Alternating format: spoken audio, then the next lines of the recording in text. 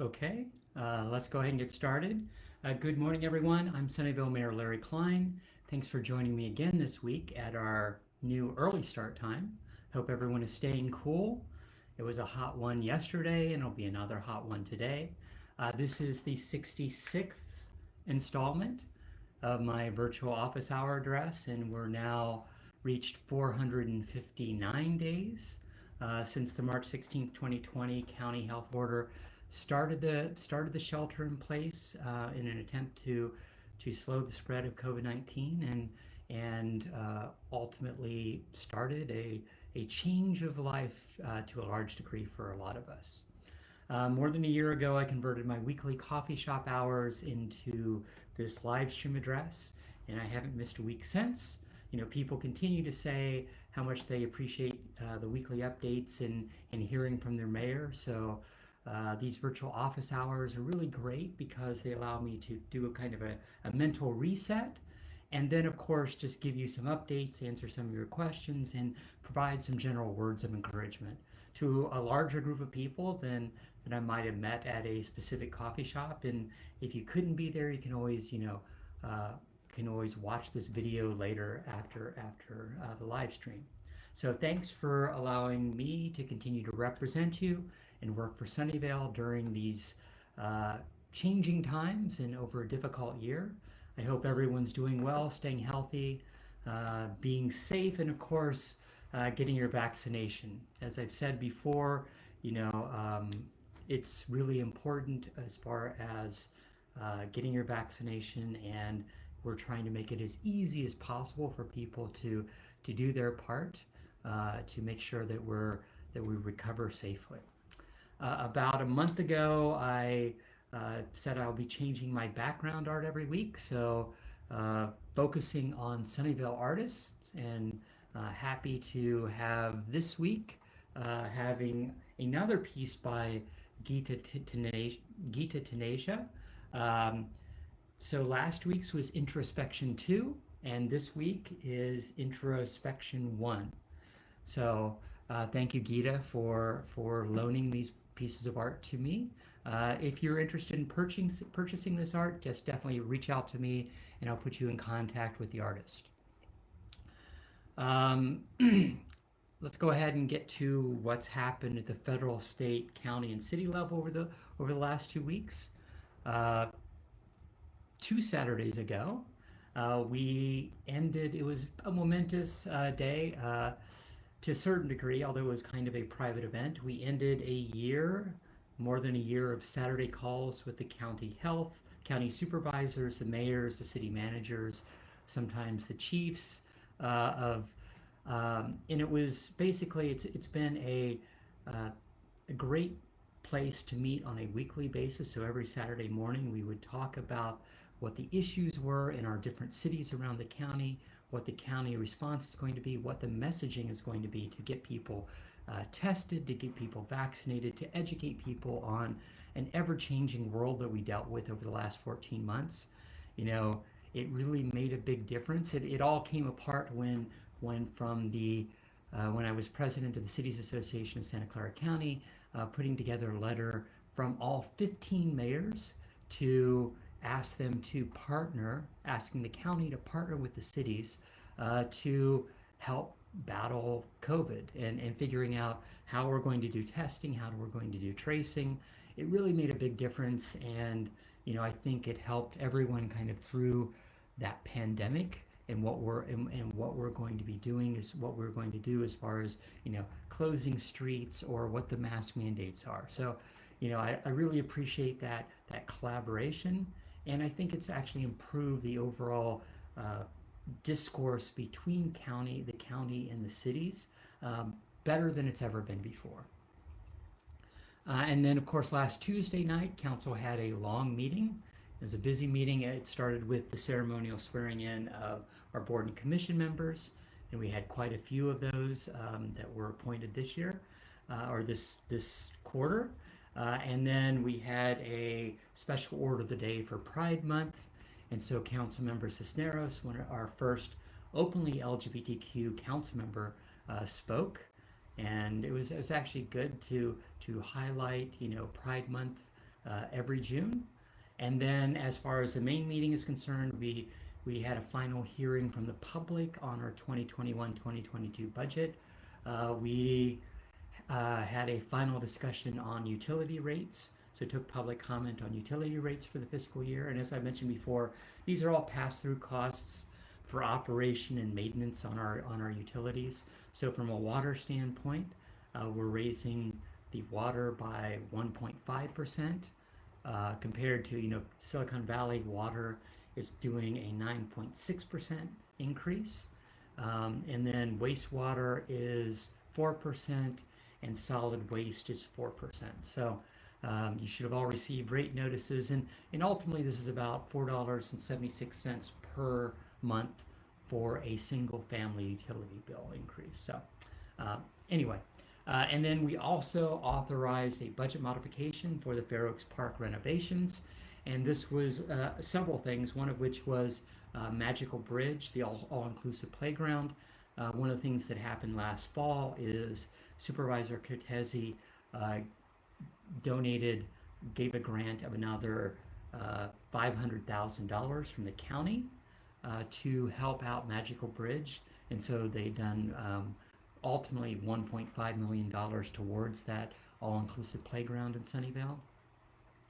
And so this was to deal with some additional costs that the city was going to incur to actually utilize that $500,000. And it was also approving the unhoused program that we set up for the unhoused that were at Fair Oaks Park, to put them into the travel in.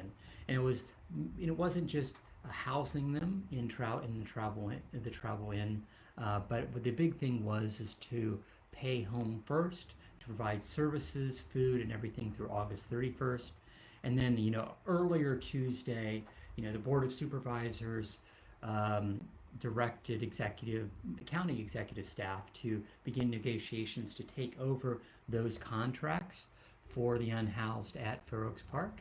And so they'll continue to work with that, but they will look at taking over that program and then getting the unhoused that are in the travel in, either different transitionary housing or permanent housing, which is fantastic.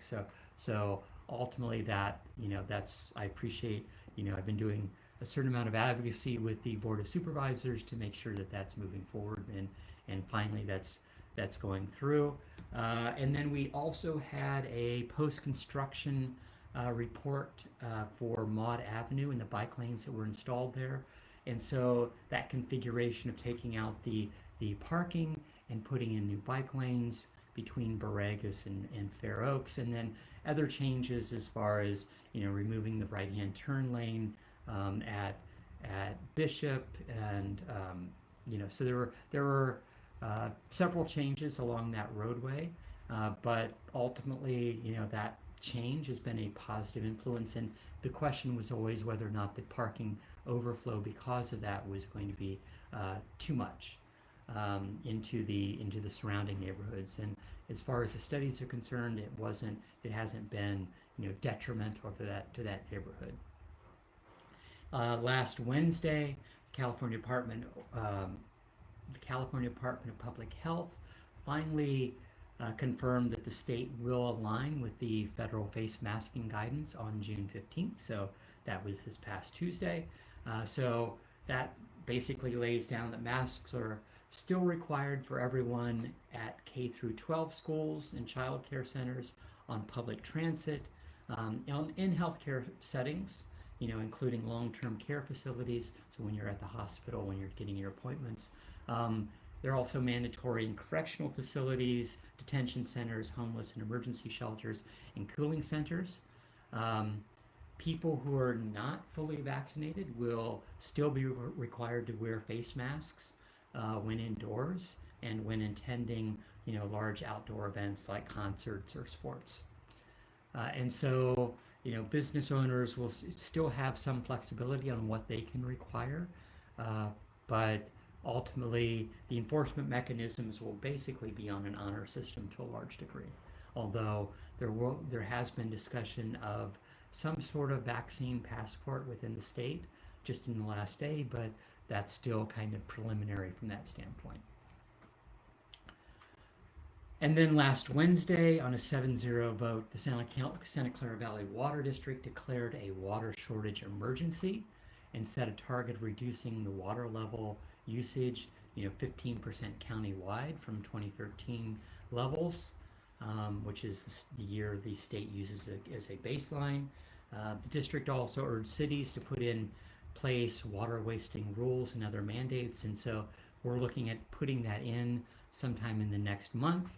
So we'll see how quickly we do that. But that we have kind of rules that in the last route that we made, certain rules basically mandatory and kind of continued them, including limiting lawn watering to no more than 3 days a week.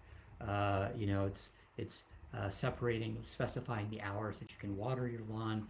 Things of watering your car only with, if you're going to wash your car, it can only be done with a hose with a nozzle, and so all those and the financial penalties if you're breaking those rules will be reinstated sometime over the next month. And then last Friday, Governor Newsom had its second game show event. So he chose the second 15 names that would win $50,000. And so that was, the big event. Of course, the final big event was this Tuesday, and we'll talk about that in a second. Let's see, on Tuesday,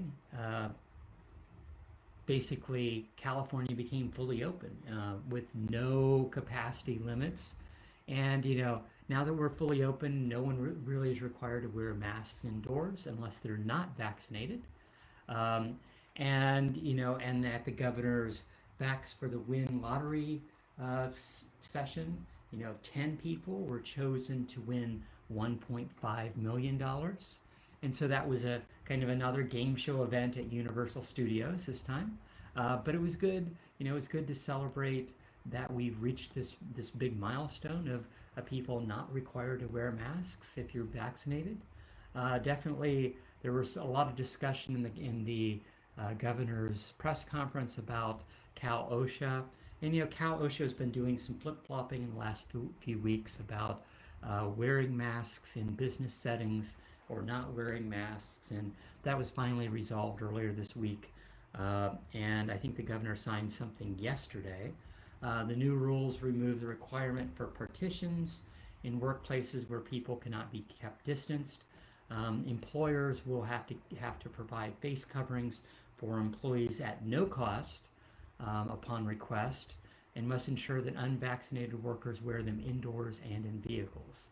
So businesses must provide N95 respirators or something equivalent upon request to unvaccinated employees, and physical distancing would only be required after major outbreaks. So things are pretty much back to normal, and so you're starting to see that. I think most people are still, in the habit of wearing masks, and there are some, variants out there that are increasing. The Delta variant, I think, is one of the biggest worries. I think it's about 10% of the new cases right now around the nation, and so definitely people are still being safe. Safe social distancing, eating outside when they can. I think most people still feel most comfortable eating outside, and then when they're in grocery stores, big box stores, people are still wearing their mask. I think that's good, and some businesses are still requiring that, others not so, but we'll see how that changes. And then on Tuesday night of this week, council met, and it wasn't too long of a meeting this week. It started with a special order of the day, so declaring June as Immigrant Heritage Month, and the effect and the contributions of immigrants in our society, is fantastic. Sunnyvale, more than 50% of our residents weren't even born in the U.S. So it's people from Asia, from Central America, South America, Europe, all of them coming to the U.S. And so it's really impressive to see that cultural mix that we have here. And so we had Maricela Gutierrez, Executive Director of Siren, and so that's the Services, Immigrants, Rights, and Education Network. Came and speak about all the services they provide to new immigrants in the Bay Area, and so it was good to have her speak about that organization and actually provide a little highlight of all that they do for Immigrant Heritage Month. So it was a positive way to kind of start that meeting. Our one item, and so it was kind of a quiet meeting, but council had one item to adopt the 2021-2022 budget, and it was relatively short, but there was at least one kind of dissension amongst council. So usually council gives all of its direction on additional things that they would like to see at our May budget workshop. That being said, a week ago at our last Tuesday night's meeting, several council members asked staff to look at adding some things in from a last minute standpoint, and that was an additional hire for a Department of Cultural Inclusion. And then the second thing is to open the Corn Palace Park by the end of 2024. And one of the things that we did last year as the Corn Palace developer started its development was buy a portion. So they were going to dedicate a portion of the land as a park, and then we bought additional acreage there, so it ends up being a 2-acre park. And from a city manager standpoint, normally we hold land for a few years before we schedule that, because we're dealing with operation costs as well as when we would do the community outreach, because we have a long-term plan to renovate all the current parks, and we've opened up multiple parks in the last few years. Weiser Park, we have AMD Park, which is a 6.5-acre park at the old AMD campus. It's currently being worked on. We're currently renovating Fair Oaks Park.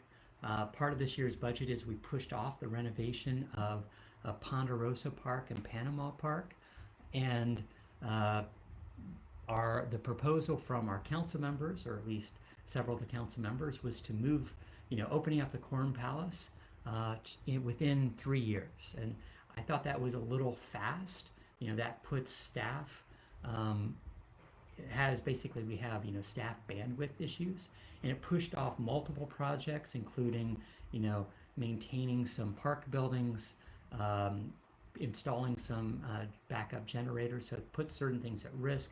There was wayfarer finding for the downtown that we ended up pushing off for another year or two.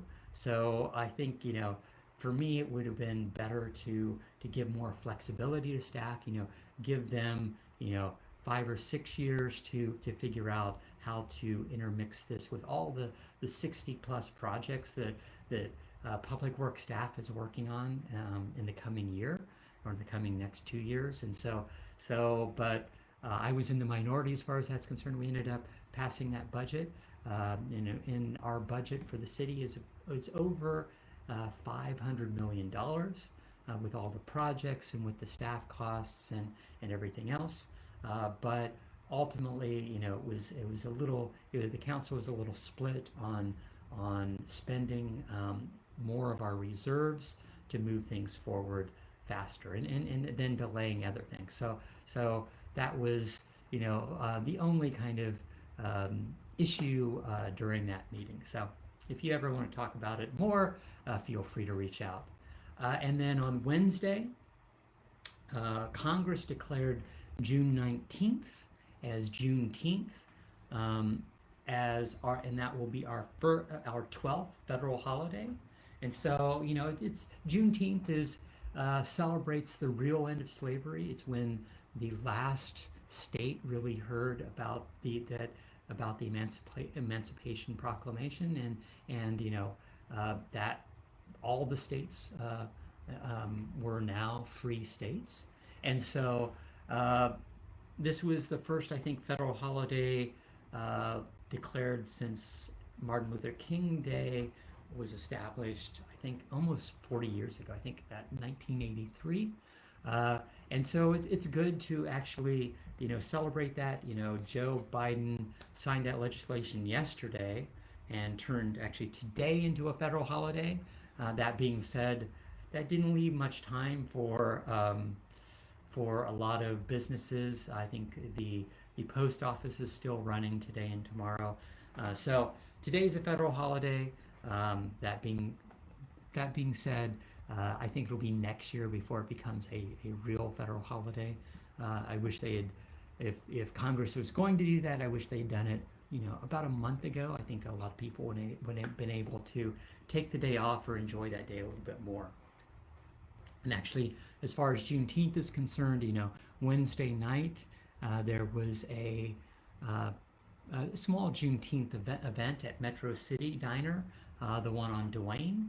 Ultimately, AACSA, the African American Community Service Agency, that's out of San Jose, had a comedy event here in Sunnyvale, and so I was always happy to be there to celebrate, to open it up. I think celebrating cultural inclusiveness is really important from what we're doing here in Sunnyvale, and I was happy to see that event happen here.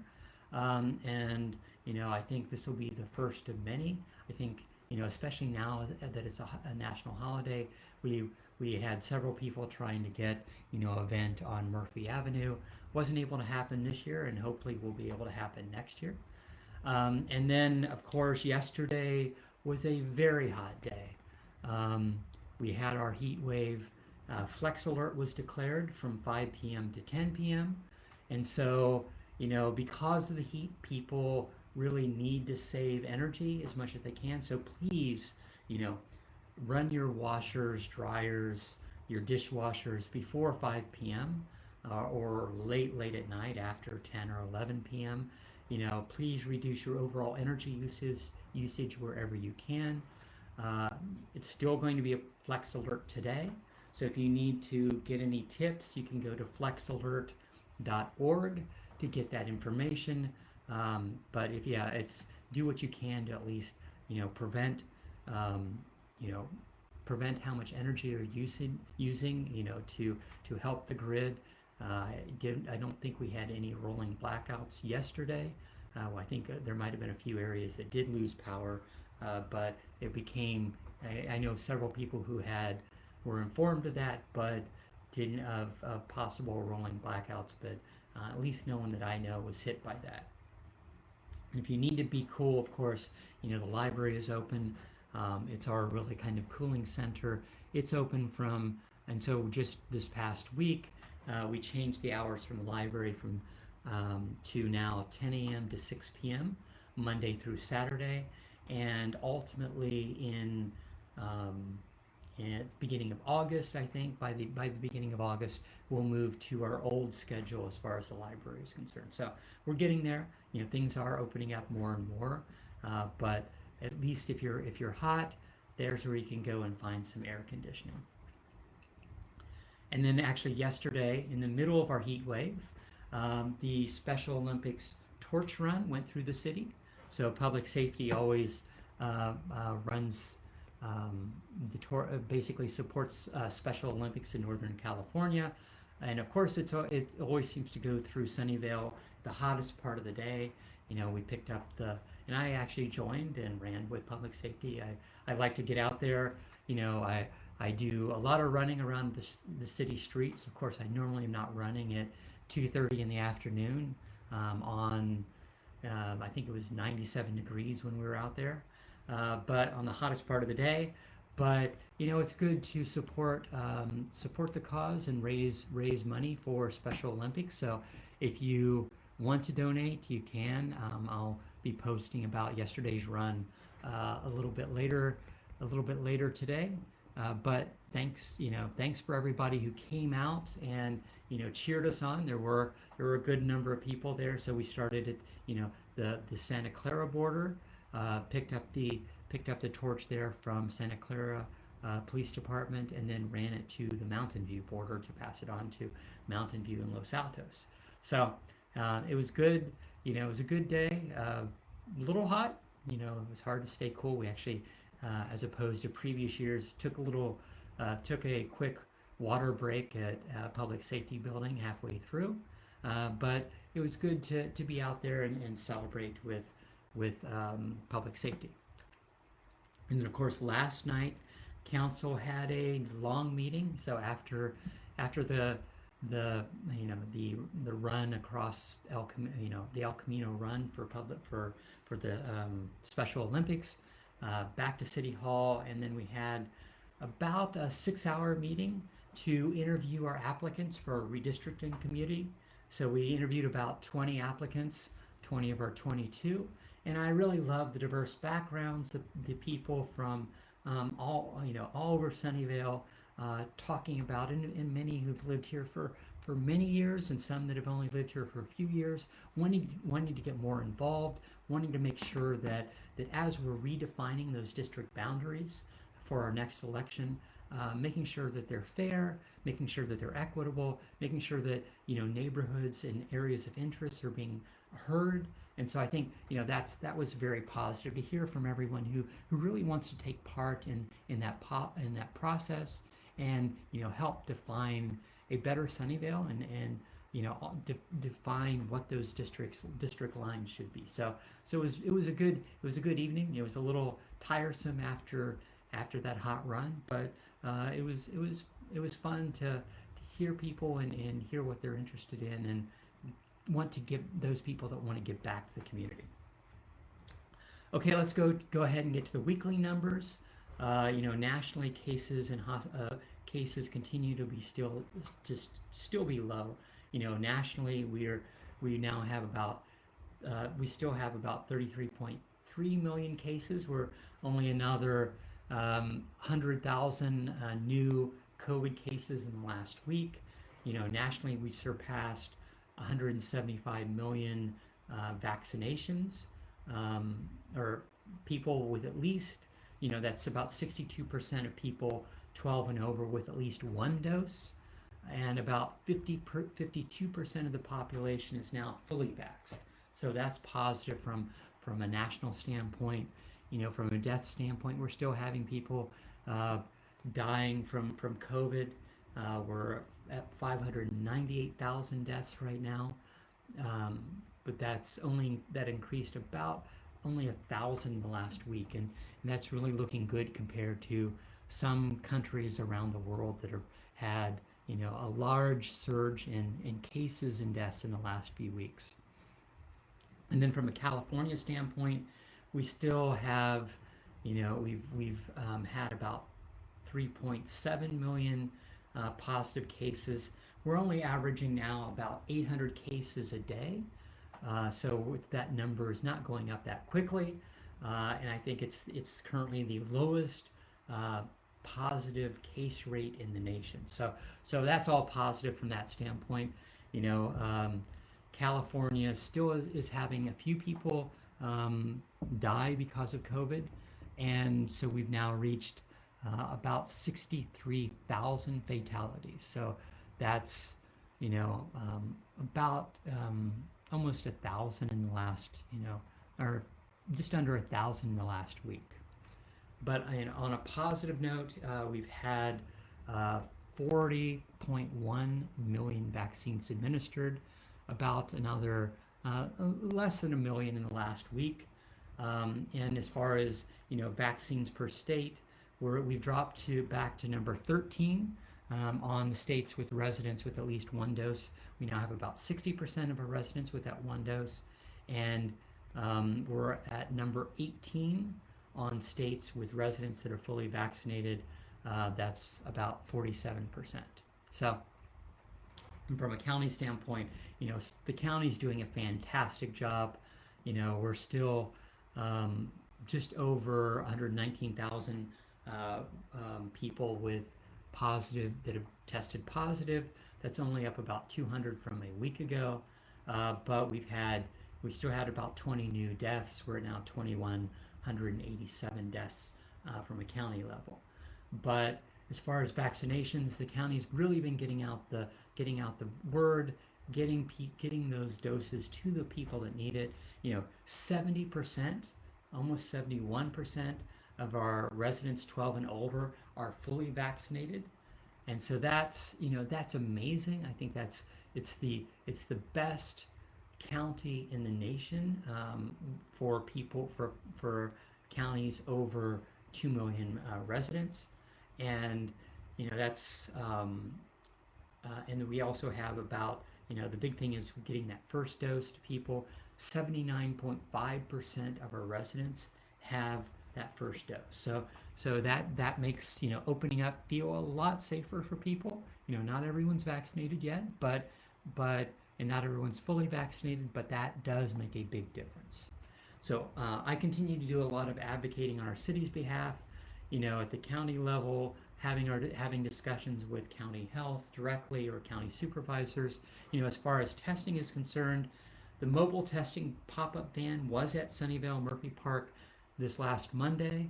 Ultimately, due to decreased demand, the county is ultimately going to discontinue COVID testing at Murphy Park for next month. So that was the last visit, at least for now. And we'll see if cases pop up again when we get to the fall, and conceivably the county knows the process. If you need to get vaccinated, or sorry, if you need to get tested, you can go to sccfreetest.org and find multiple places around the county where you can get that test.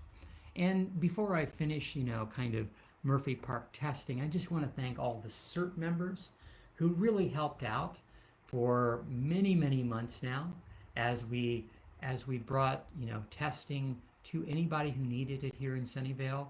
And so the CERT team was out there helping do a lot of the logistics on the ground, making sure that people are standing in line correctly, making sure people are safe social distancing, handing out masks. So I've been there multiple times over the last year, and I wish I had known before we went into Monday about whether or not that was going to be the last time. Ultimately it was, and I just want to thank all the CERT volunteers, all the volunteers in general, county health for running that site for the last about 10 months, 11 months now, almost a year, so that we're able to get testing in our city and getting people tested, making sure that they feel safe, and if they feel that they might have been exposed, making sure that they have a place to find out whether or not that's the case. So thank you for everyone who used that site, and also for everyone who supported that site. As far as getting vaccinated, we have the El Camino Health vaccination site at 1300 Maud Avenue, right near Mary, and that's a partnership between El Camino Health, the LinkedIn, of course, who's providing the building, and the city. And so you can get your vaccination there. If you need to walk-in vaccinations are permitted. The city is also trying to get people that might be staying at home and might have issues getting out vaccinated. So if you're a senior, if you know a senior that has not been able to get vaccinated, care managers at the city's senior center are assisting seniors to make vaccine appointments. They're working with seniors who are homebound and directing them to the county's in-home vaccination services. So the county is actually doing some in-home mobile services, but if you need assistance, if you know someone who does need assistance, they can contact the senior center at 408-730-7360 and get more information on how they can get their vaccine. So. And then, of course, the county has lots of drop-in vaccination clinics, and they're providing lots of incentives right now. Lotteries for music tickets, sports tickets if you go and get your shot. There's also the Mayview Community Health Center It's providing evening vaccination clinics from 5 to 7 p.m. Monday, Wednesday, and Friday at the Columbia Neighborhood Center. And you can just go to secfreevax.org to get the full list of places around the county that are still giving vaccinations to those that need them. Let me go ahead and move to some upcoming events and stay hydrated today. This Saturday, June 26th, so a week from tomorrow, Friends of the Library will be having their book sale. So things are getting back to normal.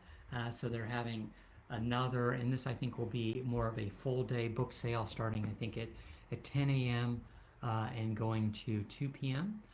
So that's at the library, and you can see more information on the library website or the Friends of the Sunnyvale Library webpage. And then our next council meeting isn't until Thursday, June 29th. And it'll start off with a special order of the day for Parks and Recreation Month. It will then move on to something that I've been hoping to see for a long time now, is introducing an ordinance to amend Chapter 1967 for the below market rate ownership housing. And so I've been pushing for that, so one of the things that we've been able to do while I've been on council is reinstate a inclusionary housing ordinance for new apartments that are built. So 15% of all apartments built need to be have a low income component, affordable housing component, 5% for extremely low, and 10% for very low income. But we from a for sale housing, so for condos, the city's had a below market rate requirement for numerous years. And when I was back on the Planning Commission back in 2007-8, I was hoping to push that beyond the 12.5% that it had been at for a while. And it's taken a while, and we've done our housing study, and finally we're coming back to increase that percentage. We'll see what the final staff report says, but ultimately I think we'll be increasing that from 12.5 to 15%. And so what that below market rate program is for every new set of condos being built, 12.5% of the units need to be sold to qualifying low income people that will then have ownership of that unit. And so after a certain number of years, that becomes, that could be resold, but initially I forget what the actual term is on the latest program, but for a certain period of time, that will be below market rate. And so if somebody wanted to resell it, they could gain some equity on that, but they wouldn't be able to sell it at complete market rate until the full period of that deed restriction. But ultimately, this makes sure that not only apartments have inclusionary housing, affordable housing, but also all the condos that are being built in the city have affordable housing. So that's been a very positive program, and I think that's been good from below market rate for sale. And what we did about a year ago was do the same thing from an apartment standpoint for the apartments, and now we're increasing that for sale percentage. And so that's one of the things that I'm happy that we're finally going to brought back to council. And then we'll also be appointing our applicants for the redistricting commission. So that's good. So that's upcoming meeting. Let's go ahead and get to our weekly questions. Cindy asked, what will replace Macy's? So demolition started last week, so and it's almost complete. There's only a little piece of Macy's along Washington left. Most of that has now been torn down, but ultimately, it's been actually a lot of dust, a lot of hosing down, especially on these hot days. But Macy's is close to being gone, and I've heard mixed comments on that. But ultimately, that's going to be office space, so it's going to be two 7-story buildings. And one of the things it's going to also do is extend Francis south. So Francis from the Caltrain station will continue south and ultimately lead to become a pedestrian zone, leading you into Redwood Square, which is pretty positive. And then, of course, there will be underground parking. There'll be retail on the two buildings. Now that we've extended Francis south from the Caltrain station, there'll be retail on the first floor, and then there'll be office space above. And so that'll be two 7-story buildings. And then John asked, what's happening with the eviction moratorium. So we're currently looking at extending the eviction moratorium. I've been doing lots of advocacy with our state legislatures, with mainly, the eviction moratorium from a state level, from a county level, is set to expire on June 30th. We'll see if the state is able to do anything before June 30th. From a county standpoint, the county is going to take that under advisement on June 22nd, and conceivably, if we have to, we can put something on the June 29th meeting. So we're currently looking at whether or not we extend our moratorium, but the big thing is the June 22nd meeting, so next Tuesday's meeting, they will be taking that up, and my guess is they'll end up extending that moratorium accordingly. Let's see. Oh, Molly asked, is there any update on the pool at Washington Park? And actually several people asked, is it going to be heated? What's going to be the hours? Let me give you a quick update. So that park, that the new swim center will be opening early in July, which with all the heat, I think there's a lot of people who will be looking forward to using the new pool, the new splash pad that's there. I think that's a great amenity to Sunnyvale, and I think from that standpoint, it's well timed as far as people wanting to be outside, dealing with out in the water, enjoying themselves. At least several questions. It will be open year-round, at least for the full first year, and then we're going to evaluate next year. It is heated, so that makes it possible to actually be utilized year-round. I think that'll be positive for our seniors, for those people doing laps, everything of that nature. And as far as hours, the hours haven't been posted yet, but we already have staff online that are looking at ready to have that fully staffed when that goes online. So I think it'll be really good to see how that goes forward. But looking at the buildings, taking a look at the artwork, that's one of the amazing things that are being added.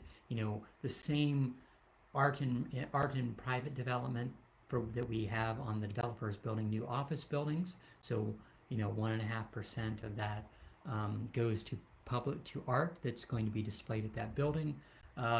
We actually have the same requirement for our city buildings, so that's one of the things that if you go by, you can see some of the art that's one is a large relief piece on the wall that's water themed, ocean themed, and then there's two large sculptures there that I think the kids are going to love. And so looking forward to that grand opening sometime in early July. Nancy asked, do you know when the local Blinum apricots will be for sale at the community center? We discovered this last year, and we've lived here for 11 years and looking forward to eating the Sunnyvale Blinums as an annual tradition. So we're getting close. I went by there. I wasn't able to talk to Charlie when I was there, but it definitely, the apricots are only a week or two away, and maybe within the next week we'll start seeing the apricots being sold at the center. And then let's see, any other questions?